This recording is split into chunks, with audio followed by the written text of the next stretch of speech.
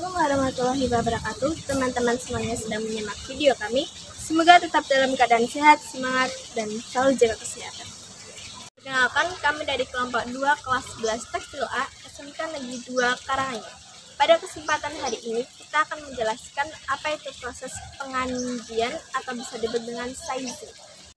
Apakah teman-teman sebelumnya tahu apa itu proses pengajian atau bisa disebut dengan sizing? Nah, jadi proses pengajian atau sizing adalah proses memberikan lapisan larutan kanji pada permukaan sampai pada massa benang sehingga memenuhi syarat benang yang akan diproses pada mesin tenun.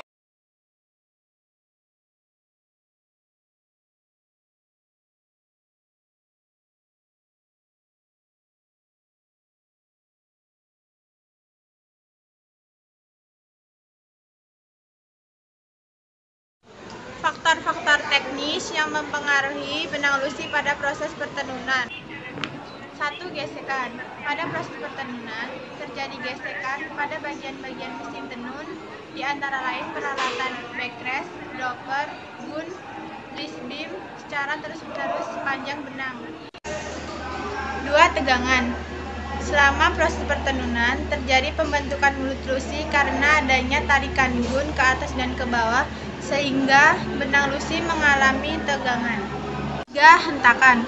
Selama proses pertenunan, akan terjadi gerakan pengetekan benang pakan sehingga benang lusi akan mengalami hentakan oleh lade, slice sword. 4. Tekukan.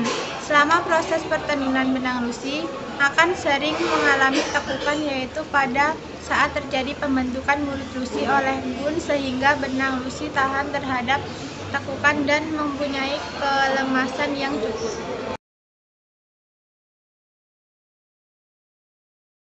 Tujuan proses pengajian benang adalah 1. Menambah kekuatan benang, 2. Menambah tahan gesek benang, 3. Memberikan sifat-sifat khusus pada benang antara lain anti-elektrostatik, anti-bakteri atau anti-jamur, rabaan yang lembut, dan untuk keperluan pasar diberikan bahan pemberat.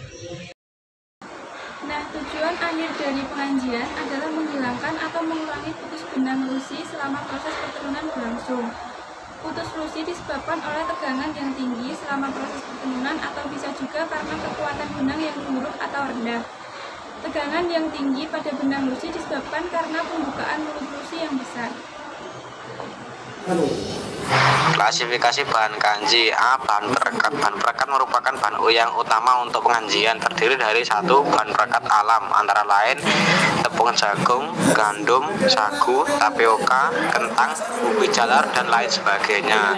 Yang kedua, bahan perekat sintetis, antara lain polivinil alkohol, poliakrilik acid ester, dan yang ketiga, bahan perekat semisintesis, antara lain karboksil metil selulosa. Uraian proses pengajian sebagai berikut. 1. Proses pengeluaran lusi. Tujuan dari proses pengeluaran lusi adalah menjaga keseragaman tegangan benang selama proses pengajian berlangsung. Pengeluaran benang terjadi ketika binani yang terpasang pada tempat duduk binani berputar mengulur benang. Saat benang mulur ditarik oleh rod pemeras dan delivery untuk dikanji dan digulung pada pin tenun. Untuk menghindari adanya gerakan putaran yang berlebihan saat penarikan, maka pada tempat dudukan binani dilengkapi dengan sistem pengereman sehingga tegangan benang pada awal penarikan dan pada akhir penarikan dapat diusahakan sama. 2. Jalannya pengajian. Selanjutnya pada proses ini benang-benang dilewati pada larutan kanji atau bubur melalui lor berendam, kemudian diproses oleh lor peremas.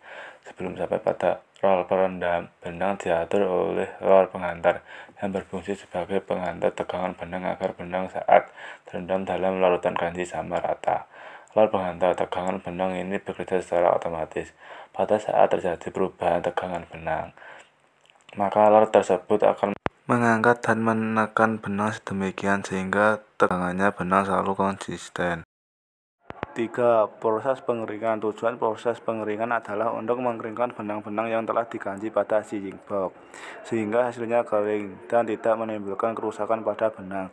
Pada proses ini kita menggunakan sistem pengeringan silinder.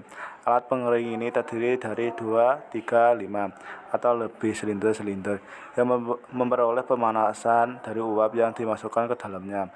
Aturan temperatur dilakukan pada setiap silinder sehingga perbedaan temperatur antara silinder satu sama lainnya dapat diatur. Pengaturan ini penting untuk menghindari hasil pengajian yang getas karena terlalu kering. Dalam proses pengeringan pada silinder pertama, temperaturnya diatur agar tidak berbeda jauh dari temperatur larutan kanji pada sizing box, dan baru pada silinder kedua temperatur diatur lebih tinggi sehingga benang telah cukup kering dan masih mengandung moisturizer secukupnya.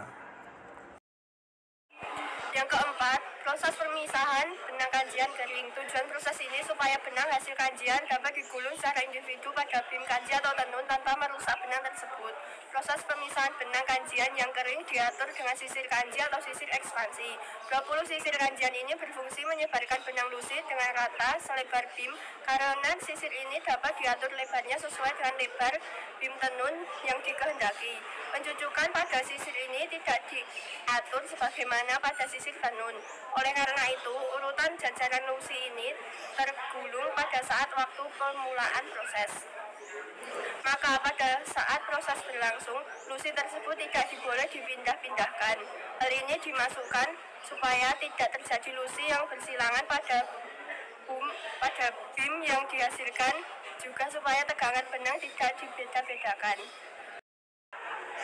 Yang kelima, penggulungan benang lusi pada bim tenun. Benang lusi yang telah dikanji digulung langsung pada bim tenun.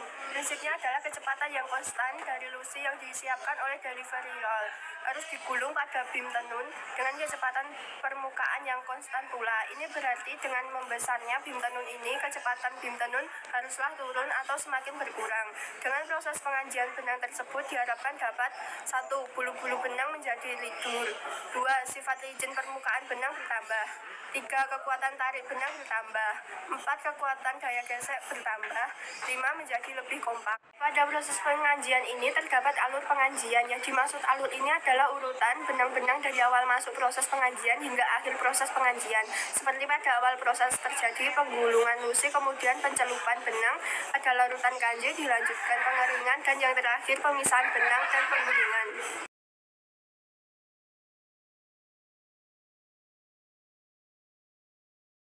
Resep pengujian benang. Yang pertama untuk benang kapas dengan konstruksi kain sebagai berikut.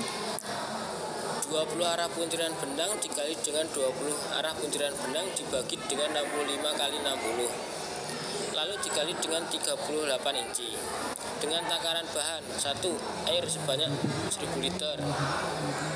2. Terigu sebanyak 130 kg, 13% terhadap air. Tepal sebanyak 0,1 kg, 0,08% terhadap terigu. Velistrol sebanyak 0,8 kg, 0,62% terhadap terigu. Yang kedua, untuk benang campuran. Benang campuran terdiri dari polister 60%, kapas 35%. Dengan konstruksi kainnya yaitu 45 arah buntiran benang dikali 45 arah buntiran benang dibagi dengan 95 kali 90. Lalu dikali 42 inci. Dengan takaran bahan sebagai berikut: 1. Air sebanyak 1000 liter. 2. Terigu sebanyak 100 kg, 10% terhadap air. Oval sebanyak 40 kg, 30,76% terhadap terigu. 4. Tepal sebanyak 0,5 kg, 0,38% terhadap terigu. 5. Velistrol sebanyak 0,7 kg, 0,54% terhadap terigu.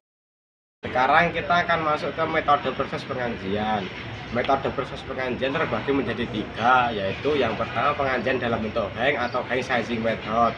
Yang kedua pengajian dalam bentuk cone atau cone sizing method. Yang ketiga pengajian dengan mesin atau belt sizing method. Pada kesempatan kali ini kita akan membahas detailnya pengajian dengan bentuk hang karena paling sering digunakan. Pengajian dalam bentuk hang atau hang sizing method. Pengajian ini banyak digunakan pada industri pertenunan yang memproduksi kain-kain bermotif warna yang menggunakan benang celup dan jumlah mesin tenunnya tidak begitu banyak. Berdasarkan cara penggunaan bahan-bahan kanjinya, metode ini ada dua macam, yaitu yang pertama metode kanji mentah. Sesuai dengan nama tersebut, bahan kanji yang dipergunakan adalah kanji mentah, masih berupa tepung yang dicampur dengan zat, kemudian didispersikan dalam air. Maksud penggunaan kanji mentah adalah untuk menjaga agar benang-benang yang telah dikanji tidak terlalu melekat satu dengan yang lainnya, sehingga mudah diproses pada proses selanjutnya.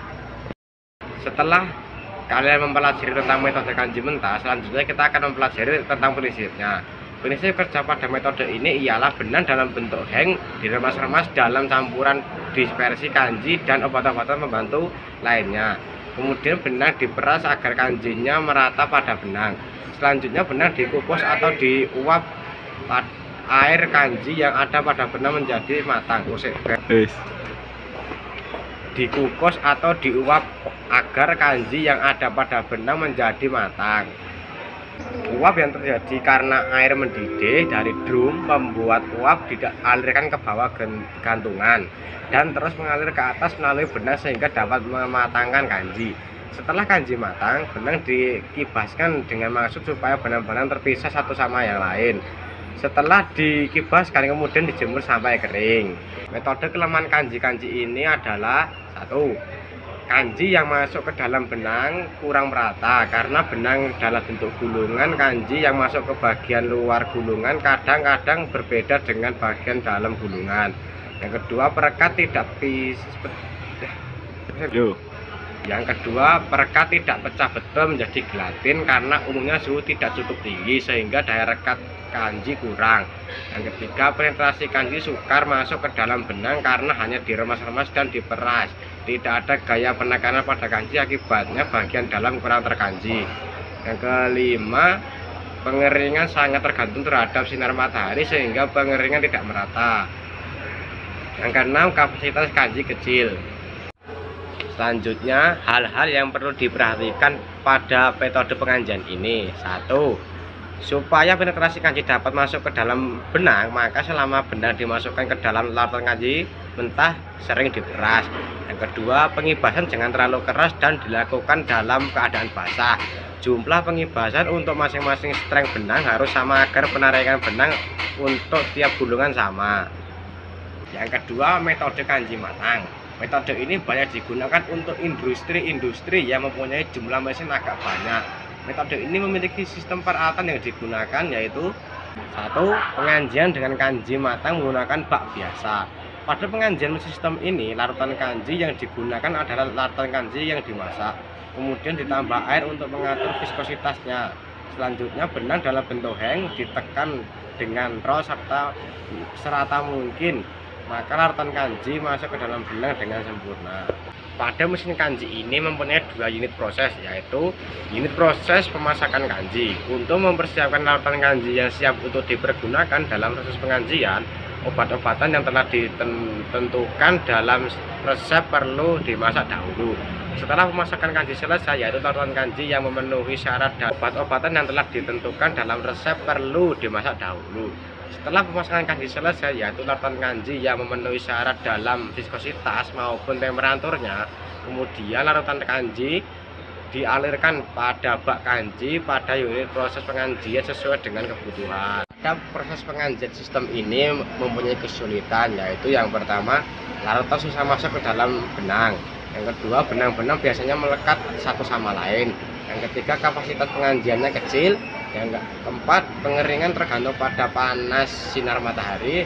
Yang terakhir, draft pada pengibasan tidak dapat diukur. Hal-hal yang harus diperhatikan dalam metode sistem kanji ini: 1. Larutan kanji yang dimasak harus betul-betul sudah mempunyai viskositas larutan yang stabil. Yang kedua, dipakai obat pelemas yang cukup supaya benang dapat terpisah satu sama lain. Dan yang ketiga, jumlah pengibasan untuk tiap untaian supaya sama agar draft benang dapat sama. Selanjutnya, alur proses pengajian pada mesin kanji. 1. Proses pengeluaran lusi. Yang kedua, proses pengajian. Yang ketiga, proses pengeringan. Dan yang keempat, proses pemisahan benang dan penggulungan. Urutan kurang lebih sebagai berikut: beam warping menuju ke beam stand menuju ke sizebox atau bak pengajian.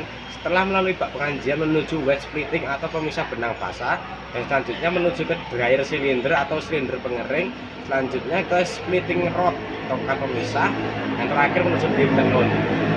1. Beam stand. Beam stand terdiri dari 24 stand yang berfungsi untuk menempatkan beam warping.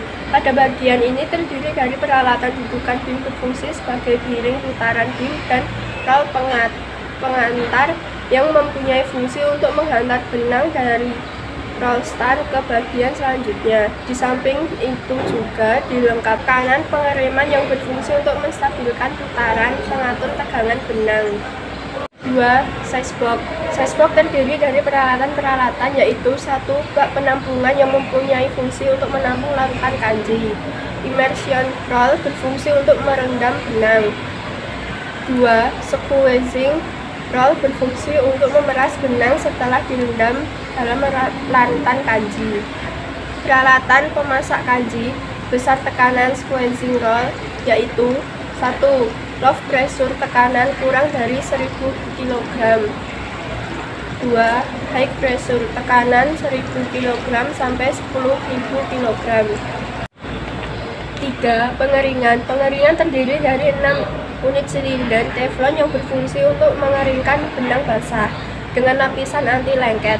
6 unit silinder stainless untuk menyempurnakan pengeringan. Sistem pengeringan dapat dibedakan menjadi hot air system, pengeringan udara panas, silinder dryer system, pengeringan silinder panas, dan infrared dryer system, pengeringan dengan sinar infrared. Splitting terdiri dari peralatan afterwash and splitting. 1. Afterwash mempunyai fungsi untuk melapisi benang cairan lilin, dan afterwash ini terdiri dari corong wax, steam, roll, dan wax. 2. Splitting berfungsi untuk memisahkan tiap helai benang, terdiri dari tongkat-tongkat pemisah dan dudukan tongkat pemisah. Headstock. 1. Sisir ekspansi berfungsi untuk menyebarkan benang selebar boom tenun. 2. Roll penggulung berfungsi untuk menarik benang dan menghantarkan ke penggulung. 3. Press roll berfungsi untuk menekan gulungan benang agar permukaan gulungan rata dengan kekerasan yang sesuai. 4. Peralatan kontrol kelembapan benang. 5. Komputer berfungsi sebagai monitor benang dan setting. Itu tadi ilmu yang dapat saya sampaikan kepada teman-teman semuanya. Semoga bermanfaat. Kurang lebihnya mohon maaf. Terima kasih sudah menonton. Sampai jumpa lagi di video selanjutnya. Wassalamualaikum warahmatullahi wabarakatuh, dan jangan lupa bernafas.